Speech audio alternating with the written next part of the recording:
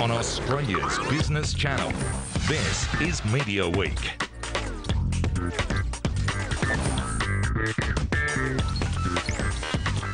Hello and welcome to the program. Ahead, Telstra shareholders warn the board of a Nine takeover. 10 sales director out. Can Bingle boost ratings and ad revenue? And magazine moves. A new editor for Harper's Bazaar after Vogue poached Edwina McCann. But first, mining billionaire Gina Rinehart is reportedly increasing her stake in Fairfax Media. A large parcel of shares, representing about 1.8% of the company, has changed hands.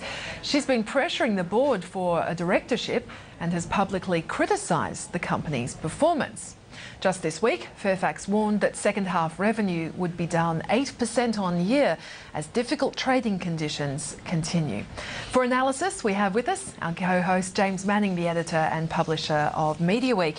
James, just firstly, we've talked a lot about the issues for the newspaper publishers, and Gina Rinehart has been very vocal in her criticism of the board, insisting on a board seat. Obviously, we're following these reports that she's increasing her stake, but would this be designed, do you think, to get a board seat, or would she be looking at more than that? Well, she's probably seeing it as a buying opportunity. You know, the shares continue to be under a lot of pressure.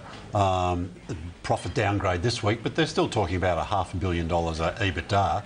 So there's still a pretty good underlying business there, and you know, she wants to be very active, obviously, and yeah, probably sees it as a good buying opportunity. You'd think they'd probably have to do something about a board seat if she got up to those levels.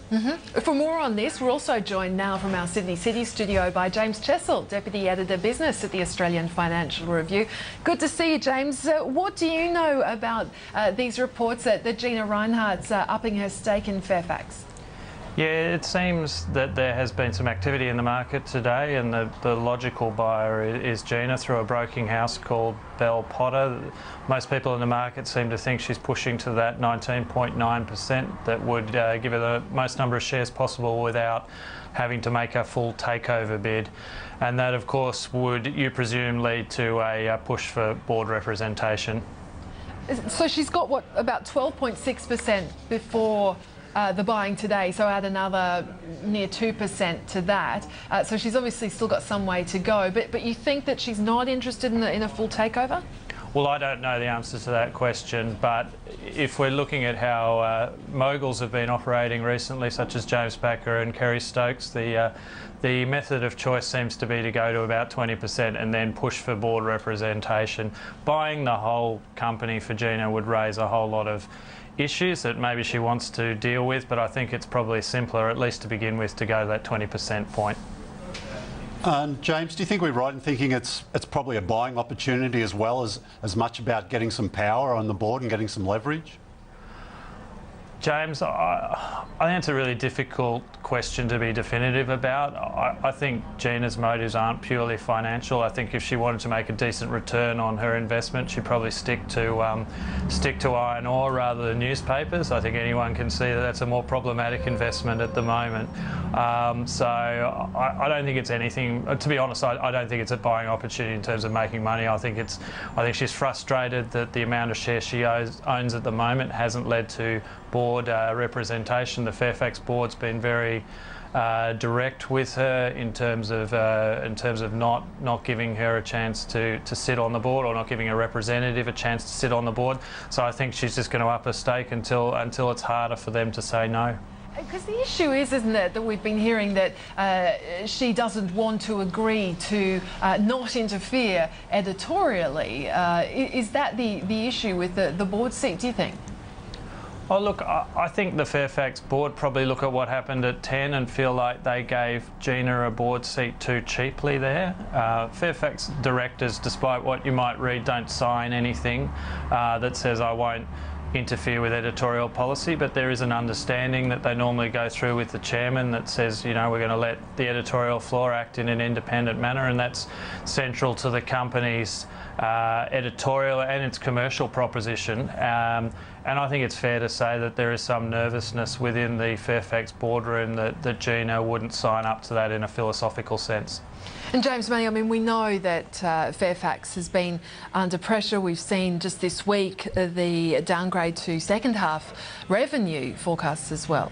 Yeah, it's amazing that all this is happening against the background of major restructure in the sector. You know, I've talked a lot about news and we're still awaiting what will happen there. We're thinking, well, maybe that'll be next week now, some word on their restructuring.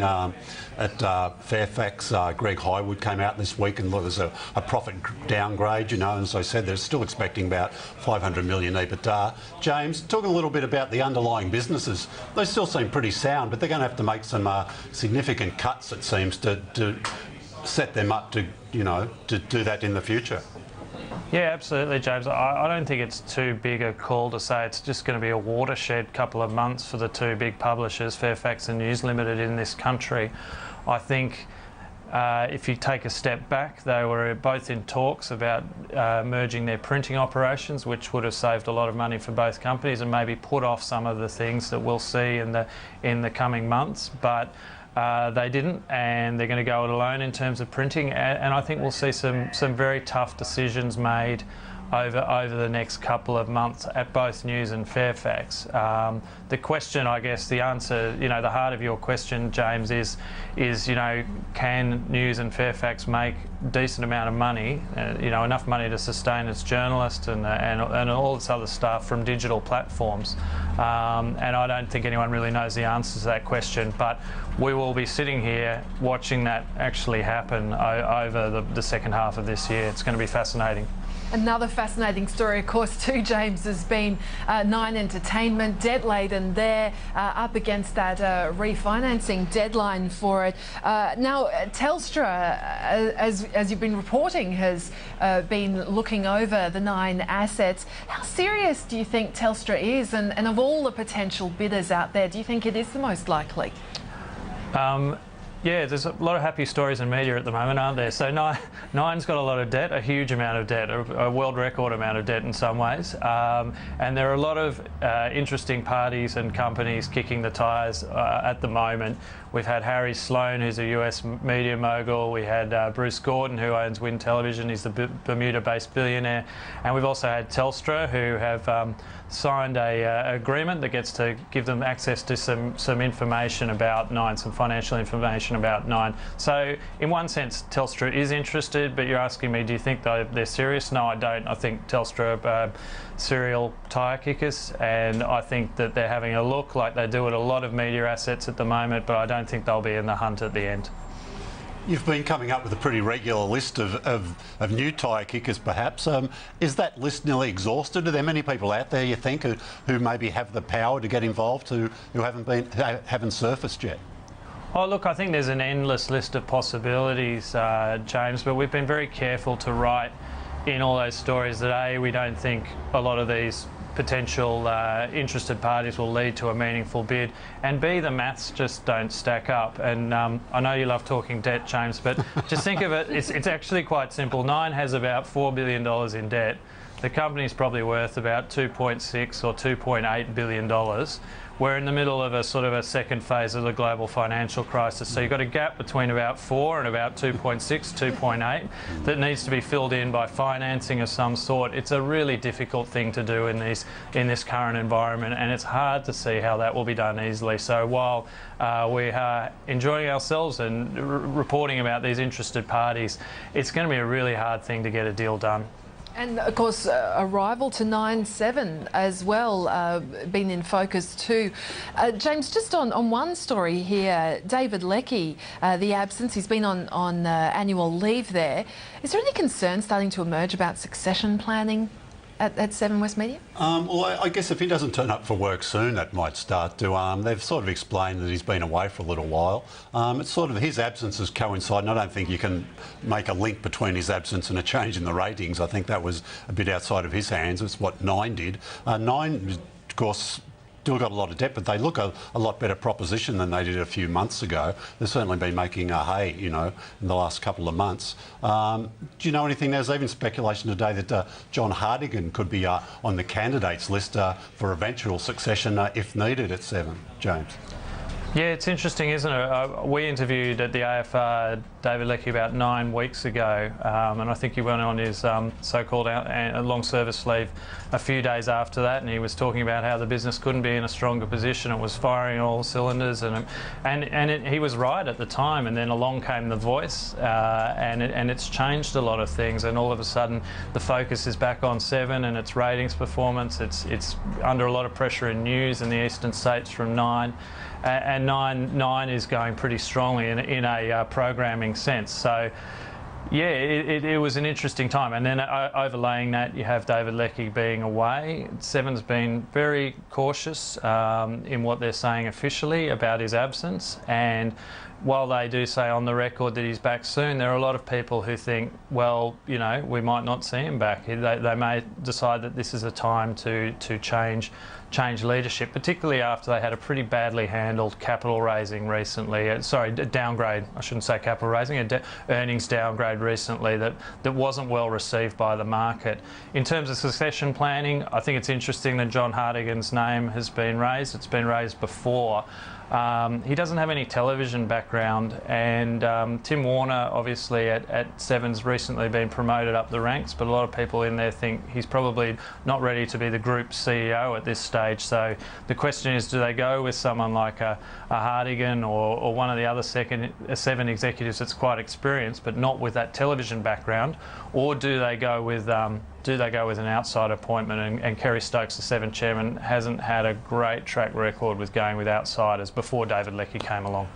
And I mean, we'd be remiss not to mention the last of the big commercial free-to-air TV operators, 10. James Manning, what do you think? I mean, can it get worse before it gets better? We've seen the shares dive, the sales director leaving, revenues down. Yeah, it's almost a bit of a deja vu at 10 when Grant Blackley, the former chief executive, had to step in at one stage and take over sales. That's what James Warburton has had to do this week. Mike Morrison's gone, only lasted about 6 months. Very tough market, and they'd be looking for better revenue performances. Could you blame him? Well, perhaps not, but someone's got to carry the can, I guess, to the board and say, look, OK, we're going to address this revenue problem. The other, you know, having someone running the network with the sales background is good, and that's in Warburton's favour. I think, James, another mark perhaps against John Hartigan, that as well as no TV experience, he doesn't really come from a sales background either. Yeah, it's a good point, James. I think the point with Mike Morrison was it was probably a difference of personalities more than a function of performance that led to his premature departure. But it's interesting, if you go back to the point about The Voice, it just takes one hit show to turn things around to a certain extent. Nine have a pretty good foundation, arguably a better foundation than the one James Warburton inherited from Lachlan Murdoch and then Grant Blackley before that. And you know, I don't know this, but I presume James Warburton got in there and found things at 10 were probably a lot worse than he was led to believe. So that turnaround there is going to be a lot longer than people expected. I think you're looking more at 2 years, maybe even 3 years, rather than 12 months. James Chessel, always great to talk to you. Thanks so much for joining us today. Cheers, guys.